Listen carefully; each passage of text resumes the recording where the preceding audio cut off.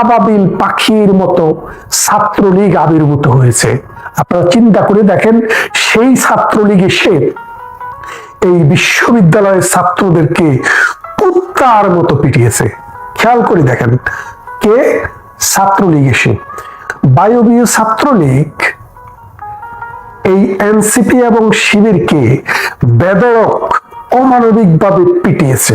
গ্রামবাসী এসে যে এখন বিশ্বাস করেন, বোঝেন, বাংলাদেশের আনাচে কানাচে আপনি যদি একটা সাধারণ মানুষকে জিজ্ঞাসা করেন যে চট্টগ্রামের যে জোবরা গ্রামটি, যে গ্রাম থেকে ডক্টর ইউনূসের গ্রামীণ ব্যাংকের কার্যক্রম শুরু হয়েছিল, সেই গ্রামে আসলে আওয়ামী লীগ করে কয়টা লোক?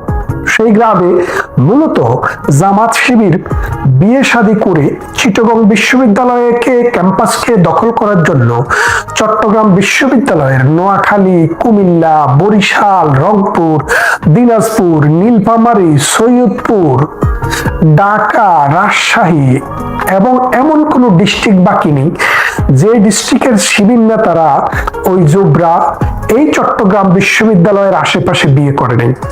তারা সেই সব অঞ্চলে বিয়ে করে সেই সব অঞ্চলের মানুষকে শিবির বানিয়েছে, জামাত বানিয়েছে এবং সেইভাবেই কিন্তু তারা এই চট্টগ্রামের বিশ্ববিদ্যালয় ক্যাম্পাসটিকে কঠিনভাবে নিয়ন্ত্রণ করে। আওয়ামী লীগের সময় শিবিরকে বিতরণ করে ছাত্রলীগ ক্ষমতা নিয়েছিল বটে, কিন্তু তারপরেও শিবিরের দাপট সেই জোবরা গ্রাম ভিত্তিক এবং চট্টগ্রাম বিশ্ববিদ্যালয় ক্যাম্পাস ভিত্তিক যথেষ্টভাবেই ছিল। তাহলে আপনারা বোঝেন, এখন সরকার বলছে, শিবির বলছে, প্রশাসন বলছে, চট্টগ্রাম বিশ্ববিদ্যালয় প্রশাসন বলছে যে ছাত্রলীগ এই আক্রমণ চালিয়েছে। তাহলে আপনি বোঝেন, জোবরা গ্রাম, যে গ্রামের শিবিরের গ্রাম, যেই গ্রাম জামাতের গ্রাম, যেই গ্রাম বিএনপির গ্রাম, যেই গ্রামটি এনসিপির গ্রাম, সেই গ্রামে আবাবিল পাখির মতো ছাত্রলীগ আবির্ভূত হয়েছে। আপনারা চিন্তা করে দেখেন, সেই ছাত্রলীগ এসে এই বিশ্ববিদ্যালয়ের ছাত্রদেরকে কুত্তার মতো পিটিয়েছে। খেয়াল করে দেখেন, কে? ছাত্রলীগ এসে।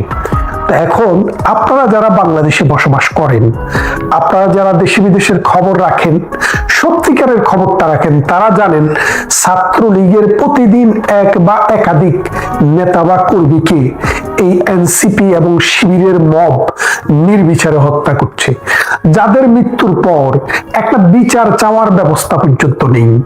গতকালও আপনারা দেখেছেন, বরিশালে একটি ছেলে অসুস্থ পিতাকে দেখতে এসে লাশ হয়ে পড়েছিল বাড়ির রাস্তার পাশে।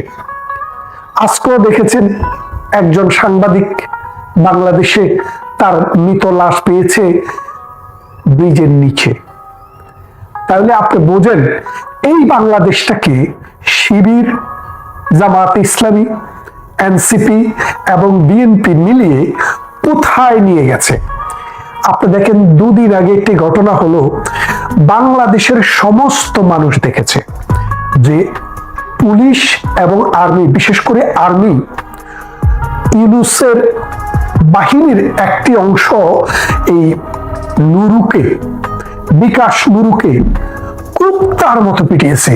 পিটিয়ে হাড়গোড় ভেঙে দিয়েছে, নাক ভেঙে দিয়েছে, বুক ভেঙে দিয়েছে, মাথার ভেতরে পানি ঢুকিয়ে দিয়েছে। আর সরকার বলছে এটা আওয়ামী লীগের এবং জাতীয় পার্টির কারবার। জয় বাংলা বলে মিছিল নিয়ে এসে নাকি নুরুর উপরে হামলা চালিয়েছে।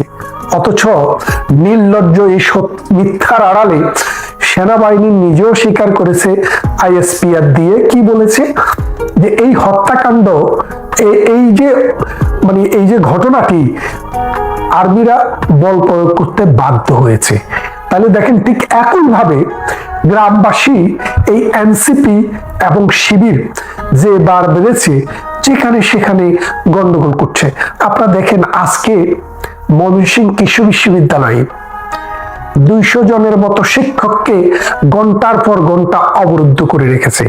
পরে নাকি শুনেছি বহিরাগতরা এসে, মানে আরেক গ্রুপ এসে তাদেরকে পিটিয়ে সেখান থেকে টিচারদেরকে মুক্ত করেছে। তারপর টিচাররা সেই বিশ্ববিদ্যালয়টি অনির্দিষ্টকালের জন্য বন্ধ ঘোষণা করেছে। এখন আমি চিটাগং বিশ্ববিদ্যালয়ের একজন ছাত্র। 2 নম্বর গেট বলে যে জায়গাটি খ্যাত, যেটি জোবরা গ্রামের একদম প্রবেশ পথ, সেই জোবরা গ্রামের এই 2 নম্বর গেটেই হচ্ছে ল ফ্যাকাল্টি। আমি সেই ল ফ্যাকাল্টিতে অনার্স এবং মাস্টার্স কমপ্লিট করেছি। সেই গ্রাম আমি চিনি, সেই জায়গাটি আমি চিনি, সেখানকার মানুষকেও আমি চিনি। এই গ্রামের মানুষ নিয়ে, এই মানুষদেরকে নিয়ে কিন্তু একটি সুন্দর একটি গল্প আছে। গল্পটি হচ্ছে, এই বিশ্ববিদ্যালয়টি আসলে কুমিল্লায় হওয়ার কথা ছিল, কুমিল্লা বিশ্ব রোডের পাশে। সেখানে কিন্তু ভিত্তিপ্রস্তর স্থাপন হয়ে গিয়েছিল এবং সেখানে ইট বালু সিমেন্ট নিয়ে আসা হয়েছিল। তো চিটাগংয়ের ওই রাজাকার সাকা চৌধুরীর বাপ, বড় রাজাকার ফকা চৌধুরী, সে স্পিকার ছিল এই তখনকার সংসদের। তো স্পিকার থাকা অবস্থায় একদিনের জন্য প্রেসিডেন্টের দায়িত্ব পেয়েছিলেন বাই ডিফল্ট। তখন তিনি এক কলমের খোঁচায় চিটাগং ঢাকার আমাদের কুমিল্লার এই বিশ্ববিদ্যালয়টিকে চিটাগংয়ের এই জঙ্গলে নিয়ে গিয়েছিল। সেই জোবরা গ্রামে যখন এই বিশ্ববিদ্যালয়টি করে, তখন স্থানীয় লোকজন, সেখানকার লোকজন মূলত কৃষি প্রধান মানুষ, কৃষি কাজ করত আর গরু চড়াইতো, গরু পালন করত, ছাগল পালন করত, গরু ছাগল পালন করত। যেহেতু বনভূমি আছে আর কাঠ কাটতো, সেই বনভূমিতে তারা গরু চড়াইতো, ছাগল চড়াইতো এবং কাঠ কাটতো। তো তাদের দাবি, এখানে তারা বিশ্ববিদ্যালয় করতে দেবে না, তাদের এই গোচারণ ভূমি তারা ধ্বংস হতে দেবে না। তখন তাদের সাথে অ্যাডমিনিস্ট্রেশন, সিভিল প্রশাসন সবাই মিলে বসলো, তাদেরকে কিভাবে ঠান্ডা করা যায়। তাদেরকে বললো, ঠিক আছে, আমরা এই বিশ্ববিদ্যালয় এখানে করছি, তোমাদের একটা অভিযোগ আছে, তোমাদের এই অভিযোগের বিরুদ্ধে তোমরা কি চাও আমাদের কাছে বলো, তোমরা যে দাবি দিবা আমরা সেই দাবি মেনে নেব। তখন গ্রামবাসী মিলে দাবি দিল যে তোমরা বিশ্ববিদ্যালয় করো ঠিক আছে, কিন্তু আমাদেরকে গরু ছাগল চড়াইতে দিতে হবে, কাঠ কাটতে দিতে হবে। প্রশাসন রাজি হয়েছিল, তারপরে কাজ চললো। তাহলে আপনি একটা জিনিস বোঝেন, একটা বিশ্ববিদ্যালয় বাংলাদেশের আকারে আয়তনে প্রায় 2য় বৃহত্তম বিশ্ববিদ্যালয় বা 3য় বৃহত্তম বিশ্ববিদ্যালয়, সেই বিশ্ববিদ্যালয়ে হাজার হাজার ছাত্রছাত্রী, কর্মচারী, শিক্ষক সবকিছু মিলিয়ে লক্ষাধিক মানুষের এটার সাথে জড়িত, কয়েক লক্ষ মানুষ এই বিশ্ববিদ্যালয়ের সাথে জড়িত, জীবন যাপন করে। সেখানে যদি তারা দাবি করত যে চিটাগং বিশ্ববিদ্যালয়ে যত 3য় এবং 4র্থ শ্রেণীর কর্মচারী নিয়োগ হবে, সেগুলা এই জোবরা গ্রামের এই বাসিন্দাদের কাছ থেকে নেওয়া হবে, এই দাবিটি দিলে কিন্তু হতো। কিন্তু তারা সেই দাবিটি দেওয়ার মতো সামর্থ্য তাদের ছিল না। সেই জোবরা গ্রাম বহুবার বিশ্ববিদ্যালয়ের ছাত্রদের সাথে, তাদের সাথে মারপিট হয়েছে, ধরপাকড় হয়েছে। এই শিবির যখন চিটাগং বিশ্ববিদ্যালয় দখল করতে আসে, তখন তারা দেখলো এই জোবরা গ্রামকে যদি তারা কন্ট্রোলে নিতে পারে, তাহলে এই বিশ্ববিদ্যালয়ের হলগুলা দখল করা, রাজনীতি দখল করা সম্ভব। তখন এই রাজশাহী ইউনিভার্সিটির আশেপাশের মানুষ, বিভিন্ন অঞ্চলের মানুষ এই জোবরাতে গিয়ে বিয়ে করা শুরু করলো। বিয়ে করে করে তারা সেখানে একটি স্থান তৈরি করলো। এখন সেই গ্রাম তার জামাইদেরকে পিটাচ্ছে, কারণ শিবিরা তো হচ্ছে জোবরা গ্রামের জামাই, আর এনসিপি তারা হচ্ছে তো ইউনুস গঙ্গের পালা কুত্তা, যারা ইচ্ছা তারে কামড়ায়। এই গ্রামবাসীকেও কামড়াতে গিয়েছিল। এই গ্রামবাসী এমন পেদানি দিল গতকাল, এই পেদানি মনে রাখার মতো একটা পেদানি।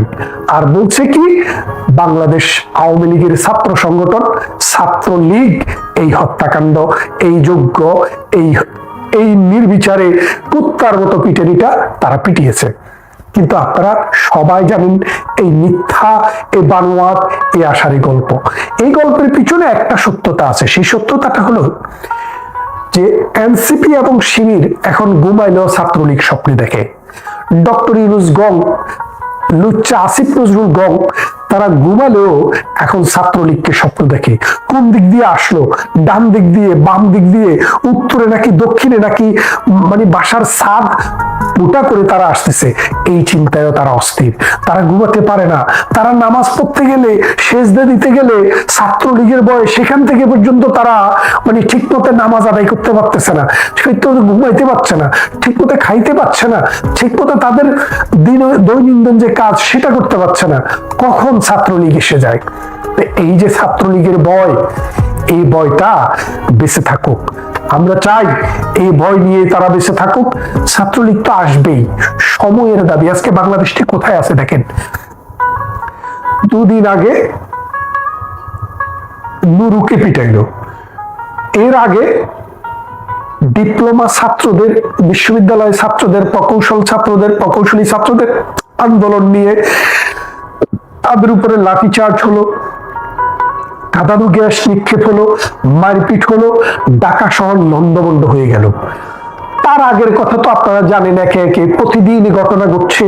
এই হাসনাত, বাটপার হাসনাত, ছাত্রলীগ নেতা সাবেক, বাটপার সারজিৎ, ছাত্রলীগ নেতা সাবেক, আসিফ ছাত্রলীগ নেতা সাবেক, মাহফুজ কোন নেতা ছিলেন, উনি ছিলেন হরকতুল জিহাদ হয়তো। এরা আজকে যেখানে সেখানে গিয়ে মব সৃষ্টি করছে। গ্রামবাসী দেখলো না, এদেরকে তো এইভাবে করতে দেওয়া যায় না, তারা তখন এর প্রতিবাদ করলো। এখন এই মবের কারণে বাংলাদেশ, পুরো পৃথিবীতে বাংলাদেশ এখন কিভাবে ব্যান্ডিং হচ্ছে। এই যে দেখেন, আজকে যে সাংবাদিকটিকে হত্যা করে ব্রিজের নিচে ফেলে দেওয়া হলো, কয়েকদিন আগে আপনারা জানেন প্রতিযশা সাংবাদিক বিভুরঞ্জন সরকার, তিনি তার জীবনের সর্বশেষ লেখাটি নাকি লিখে ফেলেছেন, তারপর তিনি মারা গেলেন। কেউ বলছে আত্মহত্যা, কেউ বলছে হত্যা। হত্যা হোক আর আত্মহত্যা হোক, সাংবাদিক তার লেখায় যে ক্ষোভের কথা বলেছেন সেটা যদি আপনারা পড়ে থাকেন, আপনারা বুঝবেন বাংলাদেশে একজন সাংবাদিক কেমন বিভৎস জীবন যাপন করছে। সাংবাদিক পান্না, মঞ্জুরুল আলম পান্না, তিনি মুক্তিযোদ্ধাদের সমাবেশে, মুক্তিযোদ্ধাদের ঘরোয়া আলোচনায় গিয়েছিলেন, তাকে অ্যারেস্ট করা হয়েছে, হাত কড়া পরিয়ে তাকে পুলিশ নিয়ে গেছে, তাকে সন্ত্রাস দমন আইনে মামলা দেওয়া হয়েছে। আপনারা জানেন, শুধু এই সাংবাদিক নয়, কথা বলতেন কলিমুল্লাহ খান, তিনি সরকারের বিরুদ্ধে কথা বলেছেন, তাকেও নানানভাবে মবের হুমকি দেওয়া হয়েছে এবং শেষ পর্যন্ত তাকে জেলে পুরে দেওয়া হয়েছে। মাসুদ কামাল এবং আনিস আলমগীর এই দুইজন কথা বলেন, তাদের বিরুদ্ধে কি পরিমাণে বিষোদ্গার চলছে জামাত শিবির এবং এনসিপিরা করছে, আপনারা যদি একটু মিডিয়াতে দেখে থাকেন বুঝবেন। আনিস আলমগীর সাহেব তিনিও খুব রিস্কের মধ্যে আছেন, যে কোনো সময় আনিস আলমগীরও গ্রেপ্তার হয়ে যেতে পারেন, কারণ তাকে মৃত্যুর হুমকি দেওয়া হয়েছে, আমরা শুনেছি, তাকে মবের হুমকি দেওয়া হয়েছে। তারপরে আপনারা দেখেছেন বিএনপি নেতা ফজলুর রহমান, তাকেও এই নিচে গিয়ে, তার বাসার নিচে গিয়ে মব সৃষ্টি করে তাকে হত্যা করতে পারেনি পুলিশ আর্মির কারণে। গতকালও যখন এই ছাত্রদেরকে গ্রামবাসীরা পিটায়, তখন তারা পুলিশ আর্মির সাহায্য চেয়েছিল, কিন্তু পুলিশ আর্মি আসেনি। কেন আসেনি? কারণ আপনি জানেন যে এই পুলিশ আর্মিকে নিয়মিতভাবে গালিগালাজ করছে এই ছাত্ররা। এই ছাত্ররা পুলিশ আর্মিকে যেইভাবে বিষোদ্গার করছে, কিন্তু শেষ পর্যন্ত পুলিশ আর্মি গিয়েই এই শুয়োরদের জান বাঁচাতে হয়। আপনারা দেখেছেন গোপালগঞ্জে তারা আর্মির গাড়িতে করে কিভাবে ল্যাজ গুটিয়ে পালিয়েছে। সেদিন যদি আর্মি না থাকতো, তাহলে এই মধুমতির জলে এই সমস্ত শুয়োরদেরকে সলিল সমাধি করে দিত মধুমতির তীরের মানুষেরা। এত ভাবে এই আর্মি, এই পুলিশ তাদের জীবন বাঁচাচ্ছে, তারপরেও এই নিমক হারামের বাচ্চারা আর্মি পুলিশ নিয়েই কিন্তু যত সব বিষোদ্গার করে। তারপরে আমি যে কথাগুলো বলছিলাম, যে সাংবাদিক, কবি, লেখক, বুদ্ধিজীবী, সাহিত্যিক, মুক্তিযোদ্ধা কেউই আর এই বাংলাদেশে নিরাপদ নয়। এই বাংলাদেশ একটি মৃত্যু উপত্যকা। এই বাংলাদেশ এমন একটি জনপদে পরিণত হয়েছে, যেই জনপদ পৃথিবীর কোন সভ্য দেশে এইরকম ভাবে এক্সপেকটেশন মানুষ করে না। এখানে প্রতিদিন মানুষ পড়ছে, প্রতিদিন মানুষকে হত্যা করা হচ্ছে, প্রতিদিন নারীকে দর্শন করা হচ্ছে, প্রতিদিন মানুষের ঘরবাড়ি লুট করা হচ্ছে, প্রতিদিন মানুষকে অমানবিক ভাবে দেশান্তরিত করা হচ্ছে। এই অন্যায়, এই অত্যাচার, এই নির্যাতন, এই নিপীড়ন যদি শেষ করতে হয়, মুক্তিযুদ্ধের সপক্ষের অসাম্প্রদায়িক যে শক্তি, এই শক্তিকে কিন্তু এক হতেই হবে।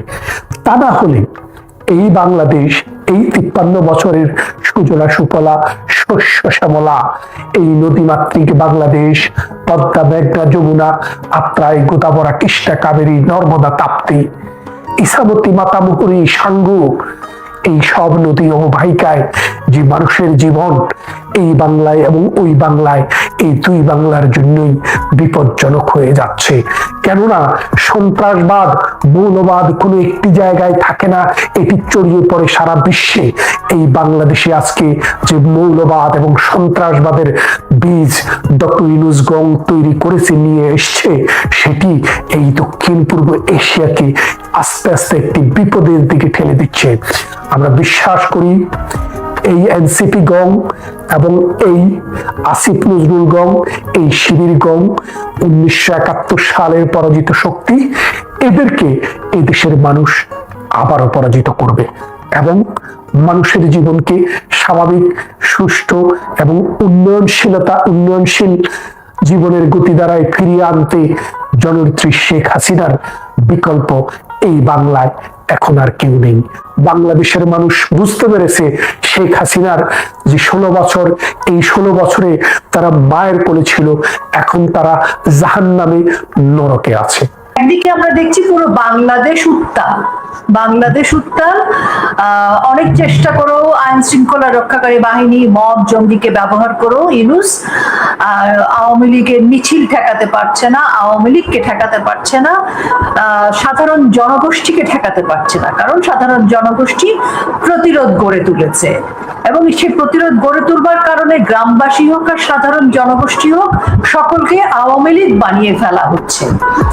সেই জায়গায় দেখা যাচ্ছে যে বাংলাদেশে প্রতিরোধ, প্রতিবাদ যেসব জায়গায় হচ্ছে এবং যেসব জায়গায়, যেসব মানে গ্রামে গঞ্জে এনসিপি, জঙ্গি, শিবির, তাদের প্রতি গ্রামবাসী বা সাধারণ জনগণ যেখানে ঝাঁপিয়ে পড়েছে, সেই জায়গাগুলোতে বোঝা যাচ্ছে যে যে দখলদারিত্ব ছিল, সেই দখলদারিত্বগুলো বিশ্ববিদ্যালয়, হল বা বিভিন্ন জায়গা থেকে ধীরে ধীরে কমে যাচ্ছে। এবং সেই কমে যাওয়াটা যেমন একদিকের ঘটনা, আরেক দিকের ঘটনা হচ্ছে আমাদের সেনাপ্রধান রাষ্ট্রপতির সাথেও দেখা করেছেন। এই যে ছোট ছোট দেখা ইঙ্গিত বহন করে যে তাহলে কি সেনাপ্রধান কোনো দায়িত্ব নিচ্ছেন নাকি ইউনূস চাপ চলে যাচ্ছেন। আমরা দেখেছি অনেক সিনিয়র সাংবাদিকরা পোস্ট দিয়েছেন যে ইউনূস কি চলে যাচ্ছে। তা আমি এগুলো বলতে চাই না, এগুলো সময় দেখা যাবে। তবে এটুকু বলতে পারি যে গতিতে ইউনূসের শাসন ব্যবস্থা চলছিল সেই গতিটি নেই, সেই গতিতে টান পড়ে গেছে, সেই গতিতে স্থবিরতা এসেছে, সেই গতি পতনের দিকে, সেই পতনযোগ্য যে গতি, সেই পতনটাকে সেনাপ্রধান কি ঠেকাতে চাইছেন কি চাইছেন না, এটা হচ্ছে আসলে এই মুহূর্তে জাতির প্রশ্ন। যদি উনি ইউনূসের পতনকে ঠেকাতে চান, তাহলে ইউনূসের মাথায় হাত বোলানো নিয়ে আশীর্বাদ দিয়ে উনি ফিরে যাবেন উনার সেনাপ্রধানের কাজে এবং আমাদেরকে সেই আশ্বাসটা আবার দিয়েছেন যে আমরাই আপনাদেরকে দেখব। আর যদি সেনাপ্রধান সেই মাথায় হাত বুলানোটা না নিয়ে জনগণের পক্ষে দাঁড়ান, তাহলে অবস্থাটা, যে চিত্রটা তৈরি হবে, সেই পতনের দিক থেকে ইউনূসকে কেউ ঠেকাতে পারবে না।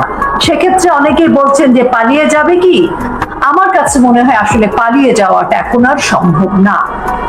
এখন পালিয়ে যাওয়া কঠিন, এখন পতন অনিবার্য, পালিয়ে যাওয়া সম্ভব নয়।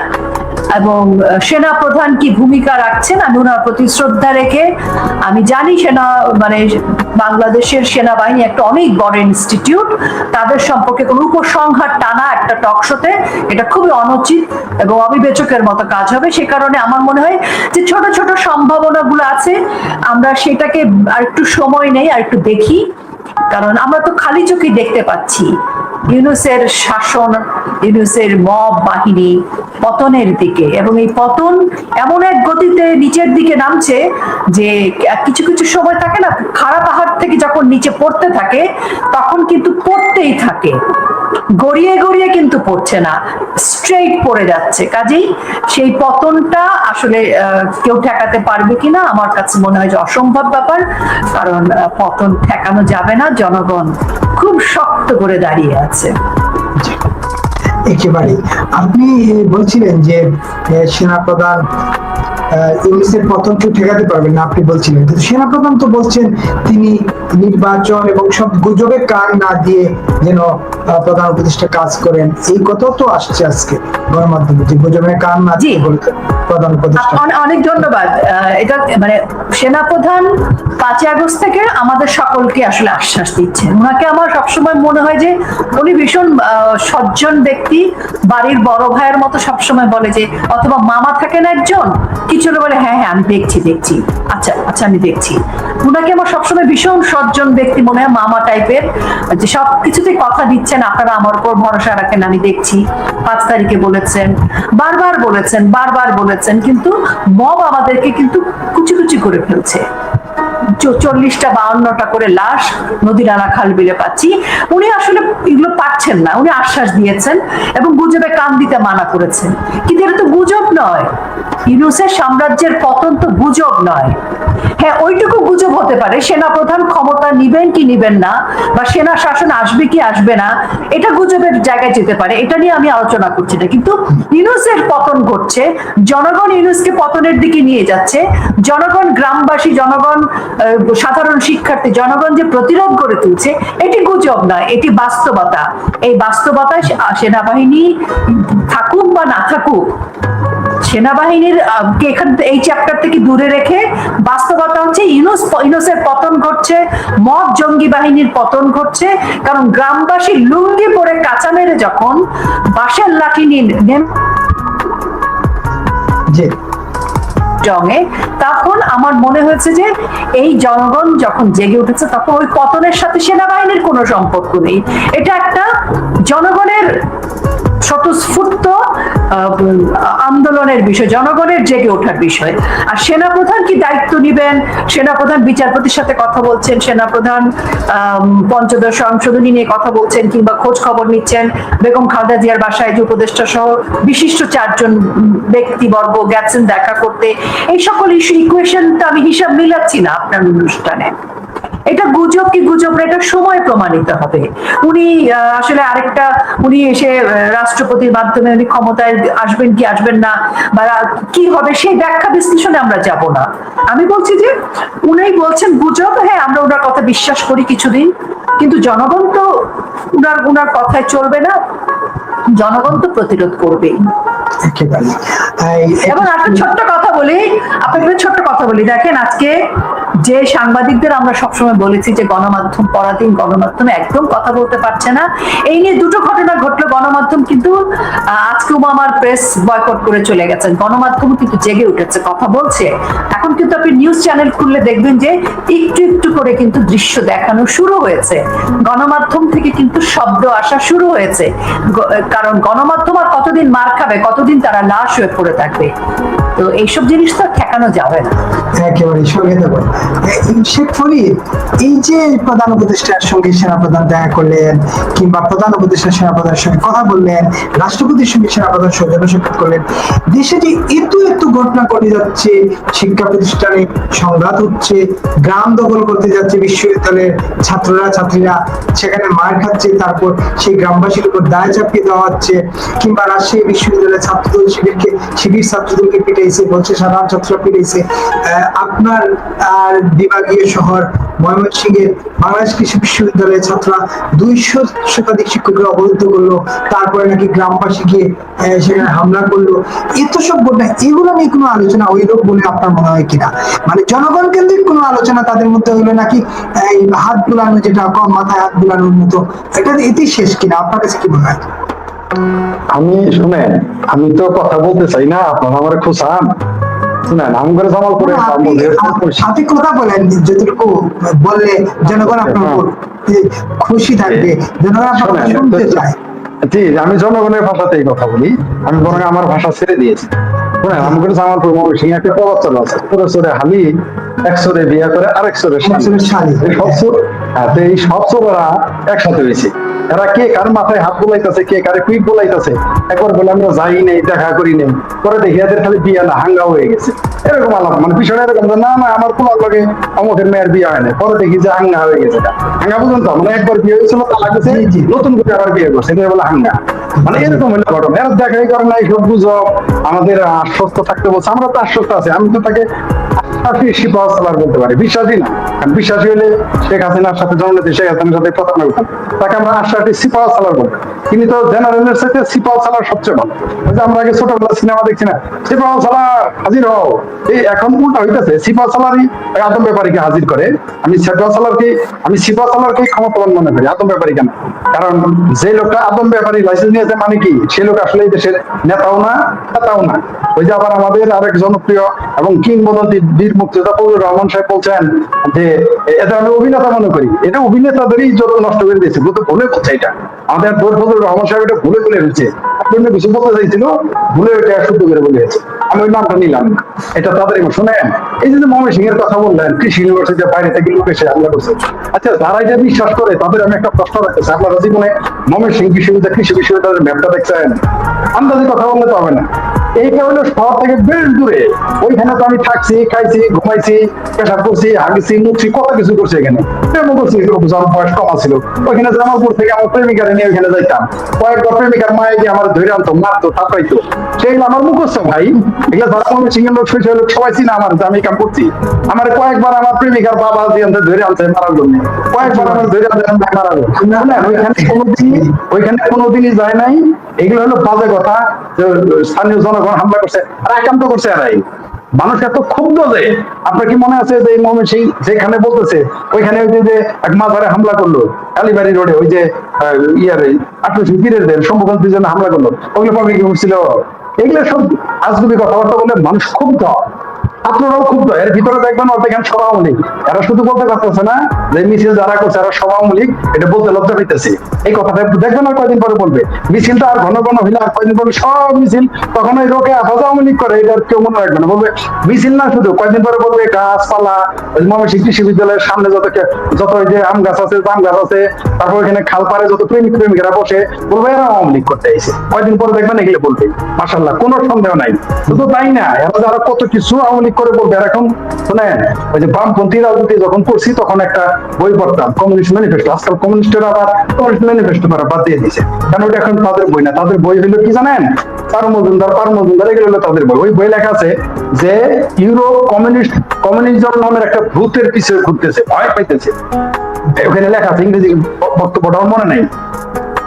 তারা এখন যে ইউরোপ মহাদেশ এখন কমিউনিস্টদের ভয় পায়। বাংলাদেশে যারা আছেন স্বাধীনতা বিরোধী, এরা এখন ওরা দেখছে কমিউনিজমের ভূত। বাংলাদেশের এই জামাতপন্থী, হেফাজতপন্থী, সিংহবাম মিলে বদরি আল বদরি, একটা আছে জামাতি আল বদরি, আর একটা আছে চিঙ্কুবাম বদরি, যিনি বলেন যে 10% হলো বাংলাদেশের মুক্তিযুদ্ধের ইতিহাস, 90% ভুয়া। বিহারের বাচ্চা বা কলকাতা থেকে আমরা এসে শিখাইতে আইছে যে মুক্তিযুদ্ধের ইতিহাস কি। যাই হোক, সেটা অন্য বিষয়। যে ময়মনসিংহে আছে, ময়মনসিংহ হলো মুক্তিযুদ্ধের মানুষের ঘাঁটি। এই ময়মনসিংহে পাক বাহিনীর যে হানাদার বাহিনীর সেনাপতি আসতে ভয় পাইতো। তাদের সিদ্দিকির ডরে, লতিফ সিদ্দিকির ডরে ভয়ে তাদের কাপড় চোপড় নষ্ট হয়ে যেত। সেই লতিফ সিদ্দিকির বৃহত্তর ময়মনসিংহে আপনি গিয়ে উল্টা কথা বলবেন, জনগণ খেপবে, আপনাদের তো মারবে। আপনাদের রাজশাহীতে পিঠায়, আপনাদের চিটাগাঁয়ে পিঠায়, আপনাদের ময়মনসিংহ পিঠায় কেন? কি আকাম করছেন? কারণ আপনি চাঁদাবাজি করছেন, বদমাইশি করছেন। আপনারা নিজেরা বলবেন আল্লাহর আইন চাই, সত্যের শাসন চাই বললে আপনার প্রেমিকা, আপনার শিবিরের সাথী বা গার্লফ্রেন্ড নিয়ে হোস্টেলে ঢুকবে, ওটা মারতে গেলে ইসলাম গেল, খপ্তমে আওয়ামী লীগ চলে আসছে। এই আওয়ামী লীগের ভূত না কয়দিন পরে, আওয়ামী লীগের পেট নিয়েও কয়দিন পরে রাস্তায় নেওয়া শুরু করবে, তখন দেখবেন এমনি পালা। একে প্রশ্ন করতে চাই, আপনি বলছিলেন কাদের স্ত্রী গতকালকে বা পরশুদিন সমাবেশ করে ফেরার সময় তাকে আক্রমণ করা হয়েছে, সেটা দেখতে করেছে। বিএনপি পন্থী লোক আর কিছু জামাতপন্থী মিলে এনসিপি গ্যাং মিলে হামলা করেছে। আপনি বললেন যে কাদের সিদ্দিকীর গায়ে হাত দিয়ে ফিরে আসার সুযোগ নাই। আপনি দেখেন রাতে যায় তারা কি করছে, মাপছে কিনা, এটাও খোঁজ নিয়েন। আর বাধ্য তারা যারা মারছে কাদের সিদ্দিকীর বহরে যারা হামলা করেছে, না অত বললেন অত নামি আদেশের না, কাদের সিদ্দিকের গায়ে হাত দিলে একেবারে চড়ে পাখির মতো ছিঁড়ে ফেলতে পারবেন। কিছু বদমেল গেছে না, রাতের বেলা তার বাধ্য তারা গিয়ে কাদের সিদ্দিকের পায়ে ধরতেছে যে আমাদের পোলাপান কিছু করেন। ওগুলো বললে ওরা কাছে সিগারেট হাত দিবে, ওগুলো কিছু বিচ্ছিন্ন ঘটনা ঘটবে। তবে ওই যে বলি আমাদের জামালপুরের ভাষায় একটা কথা বলি, কাঠ খাইলে না আঙ্গারা হাঁকতে হবে, কাঠ খাইলে আঙ্গারা হাঁকতে হবে। যারা এগুলো করতেছে না কয়দিন পরে বুঝবে। বেশি দিন নাই, কেবল তো বললামই তো যে এরা কেবল আওয়ামী লীগের ভূত দেখতেছে, কয়দিন জিন দেখবে, তারপরে কয়দিন পর পেতনি দেখবে আওয়ামী লীগের, দেখবেন এদের কি পরিণতিটা। আর এমনি হার্ট ফেল করবে, হার্ট অ্যাটাক করে মারা যাবে। ওই যে বঙ্গবন্ধুকে গুলি করতে গিয়ে যে প্রথম গুলি ছুটতে গিয়েছিল, সেটা হার্ট অ্যাটাকে মারা গেছে, পোস্টমর্টম রিপোর্ট এটা আসছে। ঠিক এখন আর হার্ট অ্যাটাকে মারা যাবে আওয়ামী লীগের নাম নিতে নিতে, নিশ্চিত থাকেন আপনি। ডক্টর ইউনূস, আমি বললাম তো ডক্টর ইউনূসকে পালিয়ে যেতে দেওয়া হচ্ছে না। আমাদের ওই সিফা সালার হোসেন, আমাদের যেহেতু আপনারা সব মাননীয় বলছেন, আমি মাননীয় বললাম, কারণ আমাদের কাছে আপনি বারবার এই কথা বলছেন কেন, পালিয়ে দিবেন না? আজকে সেনাপ্রধান তো দেখা করে উনি আশ্বস্ত করেছেন যে আপনি নির্বাচন করবেন, নির্বাচন পর্যন্ত যতটুকু সহযোগিতা করার সবই সরকারকে করবে সেনাবাহিনী। এটা তো সেনাবাহিনী শুরু থেকেই বলছে, আপনি এখানে পালিয়ে যাওয়ার বিষয়টা পাচ্ছেন। শোনেন শোনেন, আমি একটু আপনাকে একটু 10 সেকেন্ডের একটু ইয়ে দেই, একটা যে কি বলে ইয়ে দেয় না বিজ্ঞাপনের ইয়ে, সেটা দেই। আজকে ওই যে বলে আসছে দেখে প্রধান উপদেষ্টা কিন্তু আবার আজকে এটা বলেছেন সুরে সুর মিলিয়ে, নির্বাচন নিয়ে কেউ বিকল্প ভাবলে তা হবে জাতির জন্য বিপজ্জনক। আজকে তিনি সংস্কারের কথা বলেননি, আজকে পর্যন্ত নির্বাচনের কথা বলেছেন। মানে গতকালকেই তো বলেছেন, মানে সেনাপ্রধানের এই রেস্টটুকু যতদিন থাকবে এটা চলবে আর কি। জি বলেন। এটাকে বলা হয় যে কোরামাইন ইনজেকশন দিতেছে, ও কতক্ষণ টিকে থাকা যায়, স্যালাইন দিছে। বলেন কি যেন প্রশ্ন করতেছে। আমি প্রশ্ন করছি আপনার কাছে কেন মনে হচ্ছে ইউনূস পালিয়ে যাবেন? ইউনূস কি পালিয়ে যাওয়ার জন্য আসছেন নাকি? আপনি তো একদিন বলছেন যে ইউনূস সাহেবের পিছনে বিরাট শক্তি আছে, আমেরিকার মতো বিশ্বমূল্য আছে, সেখানে ইউনূস সাহেব পালিয়ে যাবেন কেন?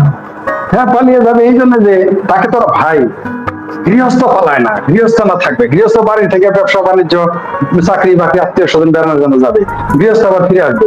কিন্তু পালাবে তো কামলা, এত কামলা। আপনি তাকে বলতেছেন আমেরিকা তার পক্ষে, সে তো আমেরিকার কামলা। আমি তো বারবার বলছি ডক্টর ইউনূস হইতেছে আমেরিকার কামলা, তুরস্কের কামলা, পাকিস্তানের গোলাম। তো এগুলো তো এরা তো পালাবে না, কি করবে? আপনি তো ভাই বাড়ির মালিক না, আপনি চেহারা দেখে বুঝেন। আপনি বলেন, আপনি যারা সাইকোলজিস্ট, আপনি ওই যে বললাম না আমার সাথে যখন নিশ্চিত কি বলে কথা হয়, দুই একজন বিশেষজ্ঞের সাথে কথা, এটা বলতে চাইছিলাম। বিশেষজ্ঞরা আমার কি বলছে, চেহারা দেখে তুমি চেহারা দেখো না, যে ওর চেহারাটা দেখো, ভালো করে দেখো। আমি বয়স্ক, মানে যাদের বয়স 70 তাদের কাছাকাছি, তারাই বলছে চেহারা যে এত দেখছে, মানে আমাদের সিরাজগঞ্জের ডাক্তার, সে নামটা বললাম না তাহলে প্রবলেম হবে। তিনি বলছে গেলোবিলা, মানে সিরাজগঞ্জের ভাষা, জামালপুর সিরাজগঞ্জের ভাষা হলো গেলোবিলা, মানে কি, মানে যায় আসছে, মানে অ্যাবাউট টু ফ্লি, ঠিক আছে, মানে পালিয়ে যায় যা। তো এই তার চেহারা আপনি দেখেন, আপনি দেখছেন এই যে আজকে, মানে এই যে আমার সবার কথা বলতে শুনেন, কথাই কইছে সুধীর ভাই আনন্দের সীমা নাই, পিঠে টুকায় হাত দিছে, আর মনে করে সে লোক তারা ওইটা অক্সিজেন দিল, দিয়ে টিকে রাখলেন। চাচা আপনি থাকেন, এত তাড়াতাড়ি যায় না, আমরা বিপদে করবো, আরেকটু আপনি থাকেন। আরেকখান সেনাবাহিনী সিপাহ সালাররা দেখছে, সেনাবাহিনী বলতে আমি নারাজ, সিপাহ সালার সাহেব দেখছে যে এরা যদি এখন তারাই, আমি তো ডাইরেক্ট ক্ষমতা নিতে পারবো, আবার জামাতেরও বসাইতে পারবো, তাহলে এখন কই যাবে? জামাতেরও দিতে পারবেন না, নিজেও নিতে পারবে না, না ঘরকা না ঘটকা, ধবিকা কুত্তা বান গিয়া, ধবিকা কুত্তা এখন কারা বানাইতে হবে? ডক্টর ইউনূসকে। ডক্টর ইউনূসের কাঁধে বন্দুক রেখে সবাই চলতেছে, আপনি দেখেন না, সকালে যায় জামাত, বিকেলে যায় হেফাজত, দুপুরে যায় হলে এনসিপি গ্যাং, তারপর আবার পরে যাবে পিএনপি।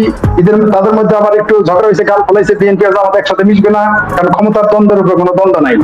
ক্ষমতার দ্বন্দ্বের উপরে বলছিলাম না আপনাদের, এরা দেখবেন একে অপরকে। আমি তো চাই আওয়ামী লীগ নির্বাচন, যদিও আমি জানি আওয়ামী লীগ নির্বাচন কি দল ঘোষণা দেওয়ার সাথে সাথে যুক্ত হবে।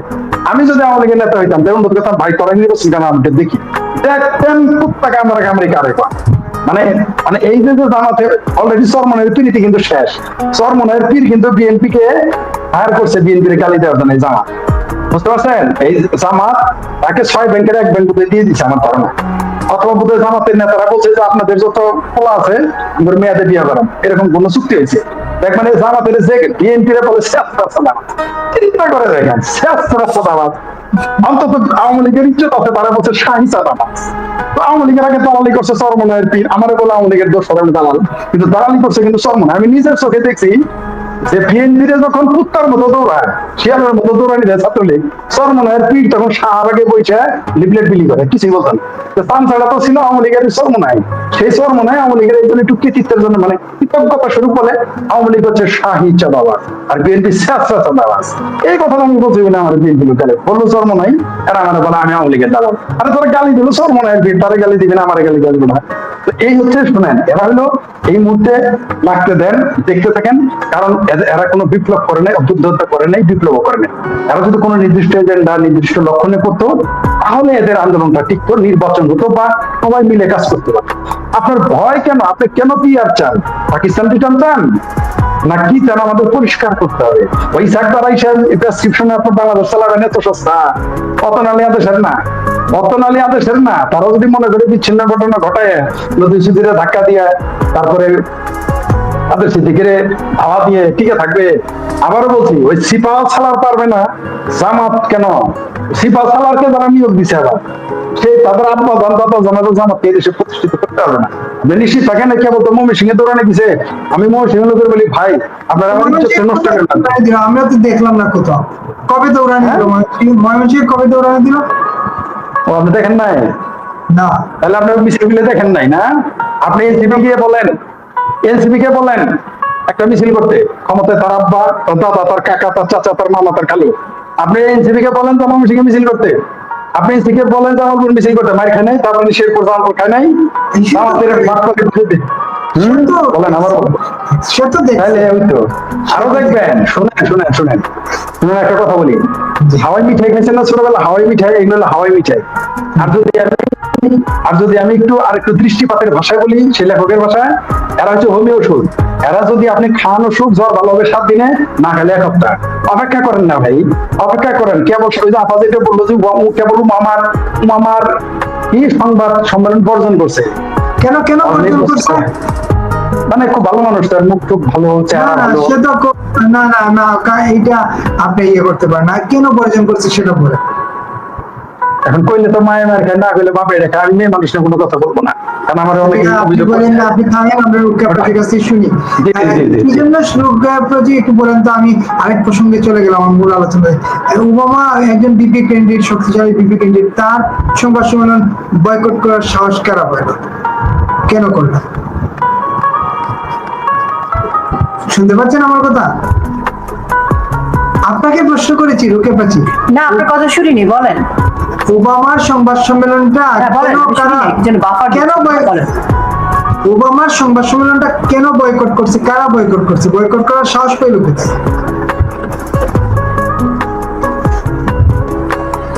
দেখেন, এই যে সাহসটা কোথায় পেল, সাহসটা কিন্তু যখন আপনি মানুষকে ভয় দেখাবেন, তার গণতান্ত্রিক অধিকার কেড়ে নেবেন, তার স্বাভাবিক গতি চলাচলটাকে বন্ধ করে দিবেন।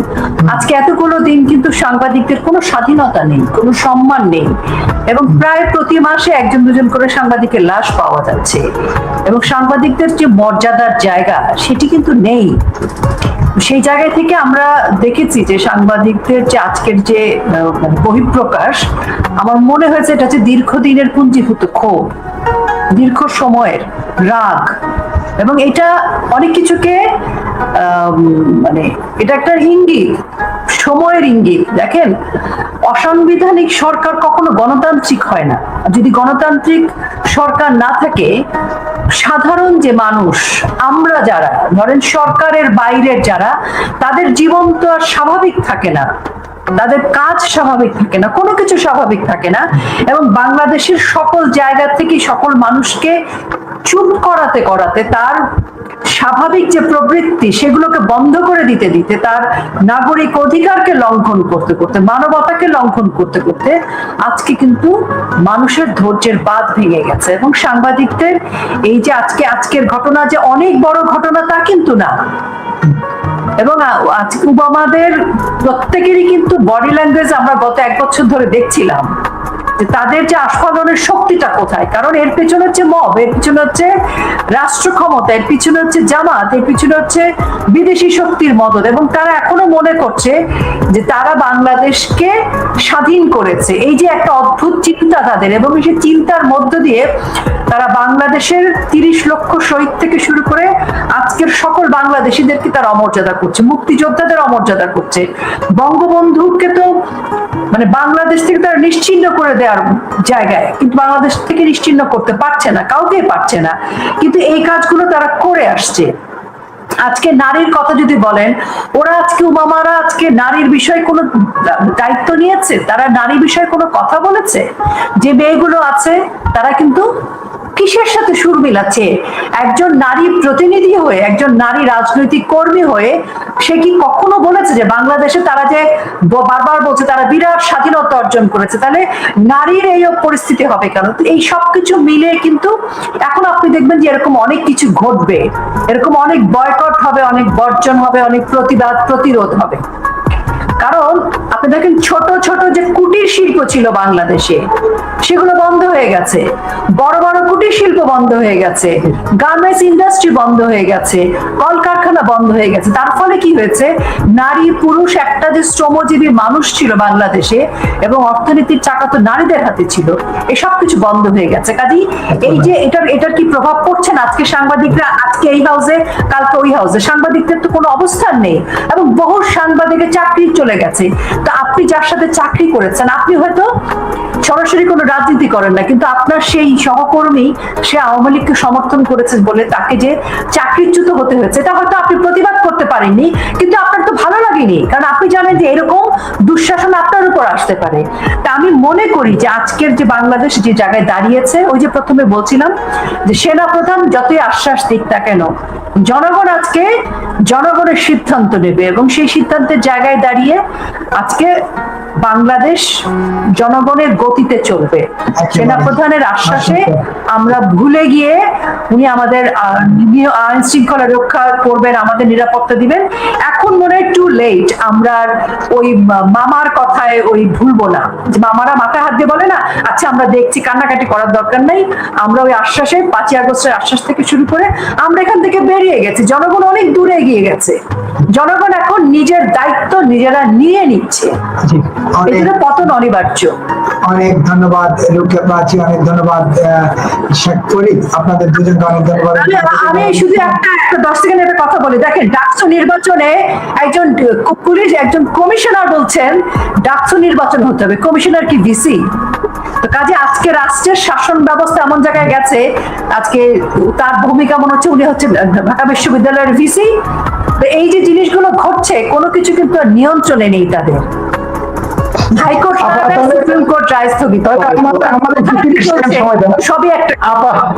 আপা যেহেতু বলছে আমারও 30 সেকেন্ড সময় দেন, সেটা হলো যে আপা উনি তো বলবে রমনা ডিসি তো এটা বলবে, কারণ হলে ভিসি তো শিবিরের ক্যাডার, সে তো ঢাকা বিশ্ববিদ্যালয়ের ভিসি না, সে তো জামাত শিবিরের ক্যাডার, সুতরাং এই জন্য বোধহয় রমনার ডিসি মনে করছে তারই কথা বলা উচিত।